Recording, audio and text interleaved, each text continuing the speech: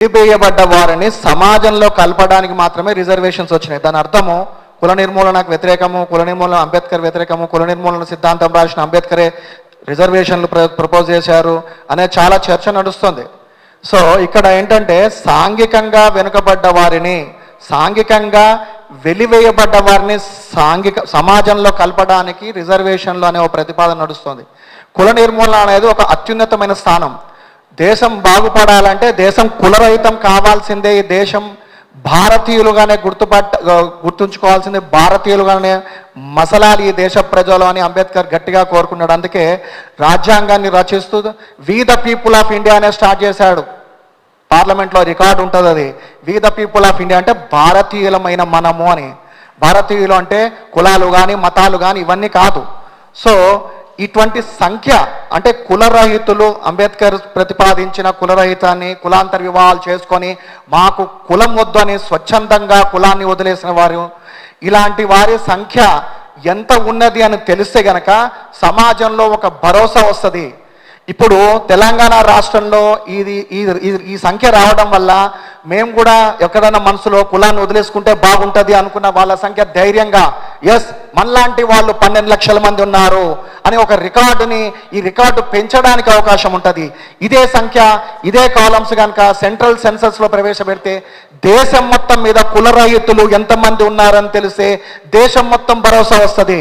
ఒకడు కొట్లాడుతుంటాడు కులం వదిలేసుకుందాము, నేను సాంఘికంగా ఇదేంటి ఈ కులం అంతా నన్ను చెడ్డవాన్ చేసి నీచుడుగా చూస్తుంది, నేను దీంట్లో ఉండను, ఈ మురికి కోపంలో ఉండను అన్న వాడికి భయం వేస్తుంది. నేను కులం వదిలేస్తే ఎక్కడికి వెళ్ళాలి, ఏది సంఖ్య, సమాజంలో ఎవరున్నారు నన్ను కాపాడడానికి? ఎస్ 12 లక్షల మంది ఉన్నారు, ఇటువంటి సంఘాలు ఉన్నాయి, ఇట్లాంటి సంఘాలు దేశం మొత్తం ఉన్నాయి. ఈ సంఖ్యను తెలవడానికి కోసమే మా కొట్లాట, మా యథోద్యం. ఆ కులం ద్వారా వచ్చేటువంటి రిజర్వేషన్లు కూడా వదులుకోవాలా అనేది ఇది ఒక ప్రశ్నగానే ఉంది. ఇది అయితే దీనికి ఖచ్చితంగా సమాధానం ఉంది. ఇది మనం డాక్టర్ బాబాసాహెబ్ అంబేద్కర్ కోరుకున్నట్టుగా కుల నిర్మూలన జరిగినప్పుడే సమాజం ఏర్పడుతుంది అనేది మనం అందరం గట్టిగా నమ్ముతున్నాము. కులం పోవాలంటే రక్త సంక్రమణ ద్వారా ఒక మార్గంగా ఉంటుందనేది అనిలేషన్ ఆఫ్ క్యాస్ట్ అనే పుస్తకంలో డాక్టర్ బాబాసాహెబ్ అంబేద్కర్ గారు మనకు సూచించారు. దాన్ని పాటిస్తూ మేము కులాంతర మతాంతర వివాహాలను ప్రోత్సహిస్తున్నాము. అయితే మరి అటు రిజర్వేషన్ అవసరమే, సామాజికంగా కొన్ని తరతరాలుగా వెనుకబడ్డ వాళ్ళందరూ కూడా అందరితో సమానంగా ఎదగాలంటే, అన్ని అవకాశాలు అందిపుచ్చుకోవాలంటే వాళ్లకు రిజర్వేషన్ అనేది ఖచ్చితంగా అవసరం. మరి కులం వద్ద అనుకున్నప్పుడు రిజర్వేషన్ పోతుంది కదా అనేది ఆ డౌట్ కూడా వచ్చింది. దానికి మేము సూచించేటువంటి పరిష్కార మార్గం ఏమిటంటే, ఎవరైతే కులం వద్దనుకుంటున్నారో, కులరహితులుగా ఎప్పుడైతే ప్రకటించుకుంటున్నారో వాళ్ళందరినీ కూడా ఆదర్శ భారతీయులుగా గుర్తించండి. ఆదర్శ భారతీయులుగా గుర్తించి వాళ్ళకి ఒక ప్రత్యేకమైన కేటగిరీ కింద రిజర్వేషన్ కూడా కల్పించండి. కులం పునాదుల మీద ఒక జాతిని కానీ ఒక నీతిని కానీ నిర్మించలేరు, మీరు ఏమీ సాధించలేరు అన్నట్టుగా కుల నిర్మూలన దేశవ్యాప్తంగా జరగాలనే ఒక పోరాటంలో ముందడుగులో ఉంటుంది మా కుల నిర్మూలన సంఘం. ముఖ్యంగా ఇటీవలనే మన దేశంలో ఉన్న ఒక 22 సంఘాలను కలిపి చేయన్ నెట్వర్క్ అనే సంఘంతో కూడా కలిపి ఇటీవలనే మేము ఒక చాలా పెద్ద ఎత్తున ఒక సభా కార్యక్రమాన్ని కూడా నిర్వహించిన తర్వాత మనకు రాష్ట్ర ప్రభుత్వం యొక్క ప్రోత్సాహంతో హైకోర్టు ఇచ్చిన ఒకే ఒక సర్క్యులెన్సేషన్ తోటి ముఖ్యంగా మన తెలంగాణ రాష్ట్రంలో జరిగిన కులగణనలో no caste no India, no caste no religion ఎలాగైతే జరిగిందో అలాగే రేపు జాతీయ స్థాయిలో జరగబోయే వాటిలో కూడా నో క్యాస్ట్ నో రిలీజన్ అనే కాలం తప్పనిసరిగా పెట్టాలనే పోరాటంలో ముందుంది మా యొక్క కుల నిర్మూలన సంఘం. ఇక్కడ విజయం సాధించినట్టుగానే దేశంలో కూడా అతి త్వరలోనే అది తప్పనిసరిగా సాధిస్తామనే ఒక ఆశను మేమందరం వ్యక్తం చేస్తూ ఈ అవకాశాన్ని కల్పించిన ప్రింట్ అండ్ ఎలక్ట్రానిక్ మీడియా మిత్రులకు అందరికీ కూడా ధన్యవాదాలు, కృతజ్ఞతలు తెలియజేస్తూ మీ పూర్తి సహాయ సహకారాలు కూడా మా ఈ ఉద్యమానికి మీరు అందిస్తారని కూడా ఈ సందర్భంగా కోరుచున్నాను. ప్రచారం చేయకపోయినా 12 లక్షలు వచ్చింది అంటే ప్రచారం చేసి ఉంటే ఇంకెన్ని లక్షలు వచ్చేదో అనేది మేము అనుకుంటున్నాం. అందుకే దాన్ని కరెక్ట్ సంఖ్యగా మేము భావించట్లేదు. అయితే నో క్యాస్ట్ నో రిలీజన్ చెప్తున్నాము అంటే మేము రిజర్వేషన్లకు కానీ అప్లికేషన్లో కులం ఉండడం కానీ వ్యతిరేకం కాదు. మేము కోరుకునేది ఏంటి అంటే నో అనుకునే వాళ్ళకు కూడా ఒక కాలం కావాలి అనేది. ఎందుకంటే తరతరాలుగా వెనుకబడ్డ దళితులకి సామాజిక హోదా కల్పించడానికి ఈ రిజర్వేషన్లు అనేది కుల నిర్మూలన సంఘం గట్టిగా నమ్ముతుంది కనుక మేము రిజర్వేషన్లకు వ్యతిరేకం కాదు. అయితే ప్రతి ఒక్కరు మహిళల సంఖ్య ఉంటుంది, పురుషుల సంఖ్య ఉంటుంది, ట్రాన్స్జెండర్ సంఖ్య ఉంటుంది. ఇలా ప్రతి ఒక్కరి సంఖ్య ఉన్నప్పుడు నాకు కులం వద్దు, నాకు మతం వద్దు అనుకునే వాళ్ళ సంఖ్య కూడా ఉండాలి అనేది మేము బలంగా కోరుకుంటున్నాం. ఇప్పుడు మేమిద్దరం ఇంటర్ రిలీజియస్ మ్యారేజ్ చేసుకున్నాం. తను ముస్లిం కమ్యూనిటీ, నేను హిందూ కమ్యూనిటీ నుంచి వచ్చినాం. మా పిల్లలకి మేము వద్దు అనుకున్నప్పుడు మాకు స్కూల్ అప్లికేషన్లో చాలా ప్రాబ్లం అయ్యేది. ఓసీ అని రాస్తుండే. మా చిన్నమ్మాయి ప్రశ్నించింది, ఓసీ అంటే అదర్ క్యాస్ట్. అదర్ క్యాస్ట్ అంటే నేను ఏదో ఒక క్యాస్ట్లో ఉన్నానే కదా అప్లికేషన్లో వస్తుంది, నాకు ఏ క్యాస్ట్ లేదని కదా రావాల్సింది అన్నప్పుడే మా ఇద్దరు మైండ్లో ఇది రేజ్ అయింది. నో క్యాస్ట్ నో రిలీజన్ అనే కాలం మాకు కావాలి అని చెప్పేసి. కులాంతర వివాహాలు జరిగినప్పుడే కుల నిర్మూలన జరుగుతుంది, సమాజ స్థాపన జరుగుతుంది.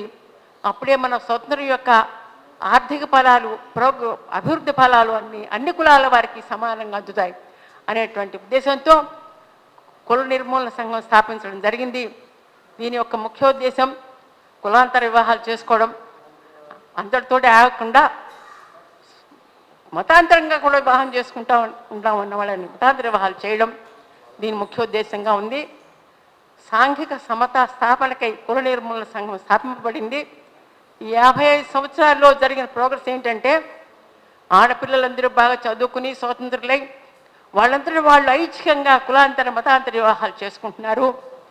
ఎంతమంది చేసుకున్నారు అనేదానికి తెలంగాణ ప్రభుత్వం 2024లో నిర్వహించినటువంటి మా యొక్క ప్రోద్బలంతో కులాంతర వివాహాలు చేసుకున్నటువంటి వారి సమాచారం, కులం లేదు అని ప్రకటించుకున్న వారి సమాచారం, మతం లేదు అని ప్రకటించుకున్న వారి సమాచారంతో సమీకరిస్తూ ఆ సోషల్ సర్వే జరిగింది. దాని ప్రకారం 12 లక్షల మంది కుల రహితులుగా ప్రకటించుకున్నారు. అంటే ప్రకటించుకొని వారు ఇంకెంతమంది ఉండొచ్చో ఆలోచించండి.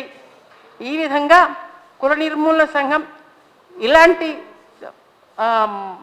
సిస్టర్ సంఘాలు, సోదర సంఘాలు అందరూ కలిసి చేస్తున్న కృషి ప్రభావంగా సమాజంలో వచ్చినటువంటి స్త్రీ జనాభివృద్ధి, స్త్రీ స్వయం సమృద్ధి ఫలితంగా కులాంతర మతాంతర వివాహాలు జరుగుతున్నాయి. మన సమాజం కులరహిత సమాజం వైపు పయనిస్తోంది. మాలాంటి వాళ్ళందరినీ, మాలాంటి వారి పిల్లల్ని కులరహితులుగా ప్రకటిస్తూ ఒక ప్రత్యేకమైనటువంటి స్థితి కల్పించాలని, మాకు కులరహితులుగా ఆ మిగతా వారికి ఇచ్చినటువంటి కన్సెషన్స్ అందజేయాలని, కులరాహిత్యం వైపు సమాజాన్ని నడిపించాలని మేము రాష్ట్ర ప్రభుత్వాన్ని, కేంద్ర ప్రభుత్వాన్ని కూడా కోరుతున్నాం. ఏ కులంగా ఐడెంటిఫై కాబడాలి అనేది ఒక ప్రశ్న అయినప్పటికీను ఆ ప్రశ్నకి నేను చెప్పదలుచుకున్నటువంటి సమాధానం, ఆ సంఘం తరపున కూడా చెప్పదలుచుకున్న సమాధానం, ఒకవేళ ఆ వ్యక్తి యొక్క, ఆ కుటుంబం యొక్క పిల్లలు కుల మత రహిత వాతావరణంలో పెరుగుతున్నప్పటికీను వారికి సామాజిక పరమైనటువంటి ఏదైనా వెసులుబాట్లు ఉంటే వాటిని వారి సంతానానికి అందించకుండా ఉండగలిగినంత నిర్ణయం తీసుకోని అవసరం లేదు.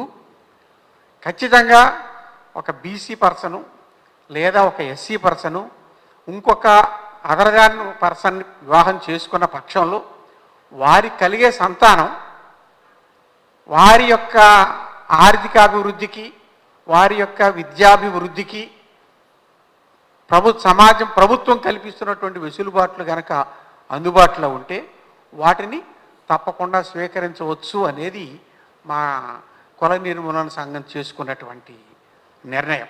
అంటే ఇది ఒక వ్యక్తిగత స్వేచ్ఛ, ఒక సామాజిక స్వేచ్ఛ. అది ఆ వ్యక్తికే పరిమితం కావాలి. కానీ తను ఏ వాతావరణంలో పెరిగాడో వాళ్ళ ప్రస్తావన ఉండనవసరం లేదు. తనకు కలిగే సంతానం ఏ వాతావరణంలో పెరిగినా వారు పెద్ద అయిన తర్వాత వారి కూడాను స్వేచ్ఛగా ఆలోచించుకోగలిగిన అవకాశం వచ్చినప్పుడు, నేను అవతల నా తండ్రో నా తల్లో కులంలో నాకు అవకాశం వెసులుబాటు లభిస్తున్నప్పుడు నేనెందుకు దాన్ని అనుభవించకూడదు అనుకున్నప్పుడు వారికి ఆ స్వేచ్ఛ ఉండే విధంగా ఉండాలి అనేది మేము తీసుకున్నటువంటి నిర్ణయం. అంటే మా ఆలోచన, మాదందరిది ఒకటే ఆలోచన.